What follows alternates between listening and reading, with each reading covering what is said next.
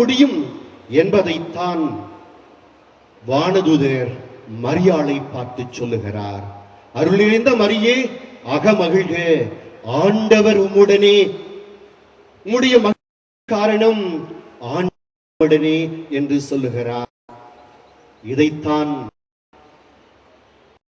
பவுலடிகளார் ரோமியருக்கு எழுதிய திருமுகத்திலே 4ஆம் அதிகாரத்திலே 17வது வசனத்திலே பின்வருமாறு சொல்லுகிறார்.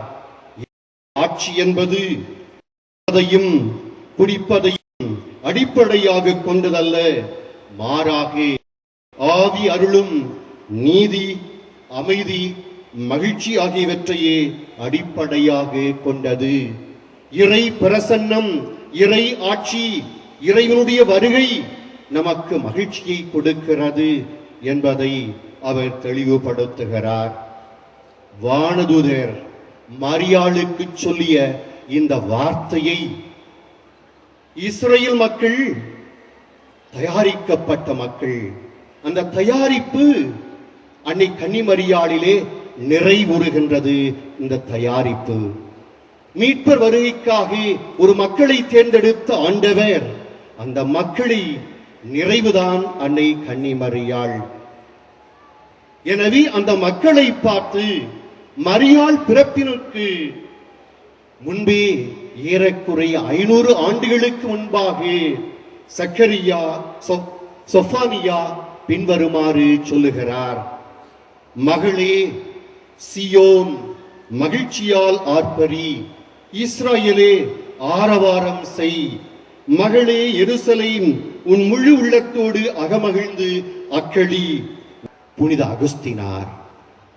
இந்த நிகழ்ச்சியானது மக்கள் ஏங்கியிருந்த காலம், மெசியாவினுடைய வருகைக்காக ஏங்கியிருந்த காலம், மீட்பர் இந்த உலகத்திலே தோன்றுவதற்கு அடிப்படையாக இருந்த காலம் இதோ வந்துவிட்டது. எனவே வானமும் பூமியும் அகமகிழ்கின்றது என்று சொல்லுகிறார். வானதூதர் மரியாளை சந்தித்த அந்த வேளை விண்ணுக்கும் மண்ணுக்கும் மகிழ்ச்சியான வேளை என்று சொல்லுகிறார்.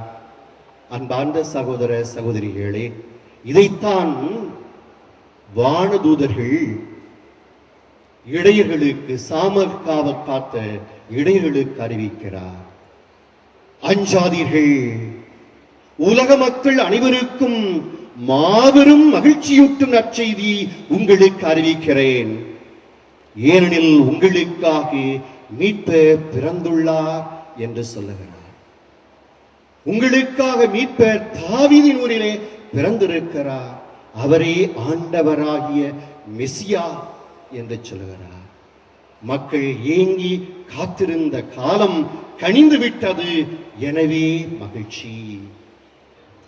எனவே நாம் ஆவே மரியா, மரியே வாழ்க என்று சொல்லும்போது, மரியாளோடு இறைவனுடைய பிரசன்னத்திலே அவள் விண்ணக அரசியாக இருக்கின்ற அந்த அன்னையை பார்த்து, அன்னையே அகமகிழ்கின்றீர், நாங்களும் இணைந்து அகமகிழ்கிறோம்.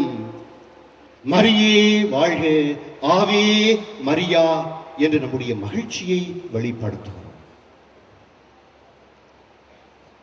எவனொருவன் தன்னுடைய வாழ்க்கையிலே இறை பிரசன்னத்தினாலே மகிழ்ச்சியை உணர்கின்றானோ, அவருடைய வாழ்க்கையிலே துன்பம் இல்லையா, சோதனை இல்லையா, போராட்டம் இல்லையா? நிச்சயமாக எல்லா மனிதனுடைய வாழ்க்கையிலே இந்த உலகத்திலே இருக்கத்தான் செய்கிறது. ஆனால் இவையெல்லாம் நம்முடைய உள்ளத்தின் ஆழத்திலே இருக்கின்ற இந்த மகிழ்ச்சியை, அமைதியை ஒருபோதும் குலைக்க முடியாது. நம்முடைய மகிழ்ச்சிக்கு காரணம் வெளியிலிருந்து வருகின்ற பொருட்கள், ஆட்களோ இருக்குமே என்றால் வாழ்க்கையினுடைய மாற்றங்கள் அந்த மகிழ்ச்சியை எடுத்துவிட முடியும். ஆனால் உள்ளத்தின் ஊற்றிலிருந்து இறை பிரசன்னத்தினாலே உருவாகின்ற மகிழ்ச்சியை ஒருபோதும் வெளியில் இருக்கின்ற வருகின்ற நிகழ்ச்சிகள் ஒருபோதும் எடுத்துவிட முடியாது என்பதைத்தான் இறைவாக்கினர் அபகுக் பின்வருமாறு சொல்லுகிறார். 3ஆம் அதிகாரத்திலே வாசிக்கிறோம், அத்திமரம் துளிர்த்து அரும்பாமல் போயினும், திராட்சை கொடிகள் கனிதராவிடினும், ஒலிவ மரங்கள் பயனற்று போயினும், வயல்களில் தானியம் விளையாவிடினும், கிடையில் ஆடுகள் யாவும் அழிந்து போயினும், நான் ஆண்டவரில் களி கூறுவேன், என் மீட்பரான கடவுளில் மகிழ்ச்சியுறுவேன் என்று சொல்லுகிறார். அன்பார்ந்த சகோதர சகோதரிகளே, இதையே ஆணித்தரமாக புதிய ஏற்பாட்டிலே புனித பவுலடிகளார் கொரிந்தியருக்கு எழுதிய 2ஆம் திருமுகத்திலே பின்வருமாறு சொல்லுகிறார்.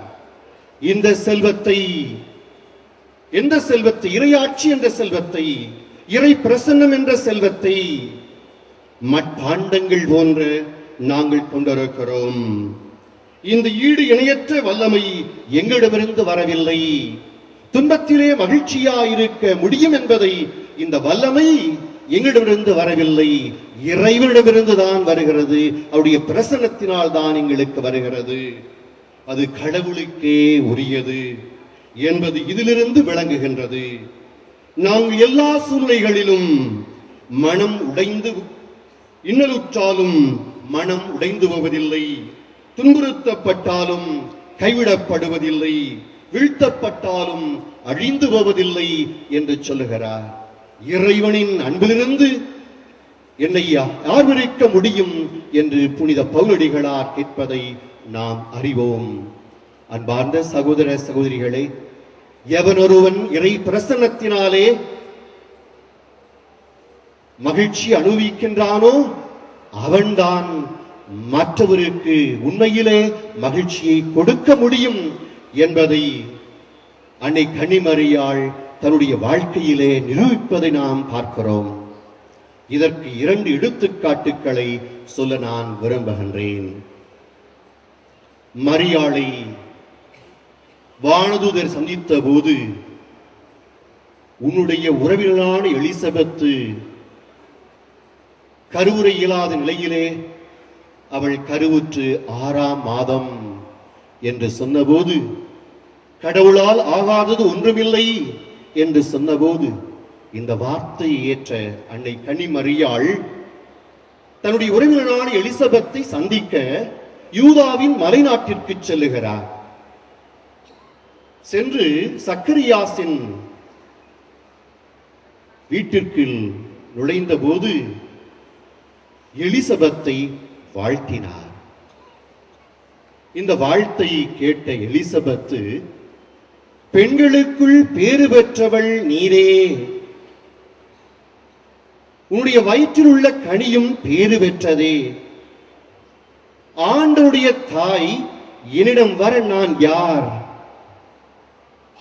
உன்னுடைய வாழ்த்தொழி என்னுடைய காதில் விழுந்ததும் என்னுடைய உதரத்திலே உள்ள குழந்தை அக்களிப்பால் துள்ளியது என்று சொல்லுகிறார்.